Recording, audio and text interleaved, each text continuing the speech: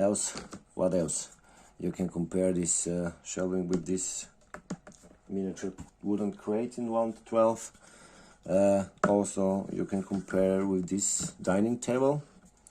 Make comparison with this shelving, and of course, I hope you like it.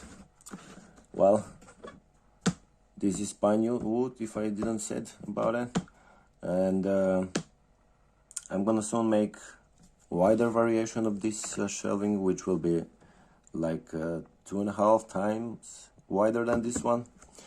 And of course, let me show you a little bit to turn it around so you can see better. I love this wood material. One of my favorite things recently is to make miniatures with these amazing wooden planks and beams.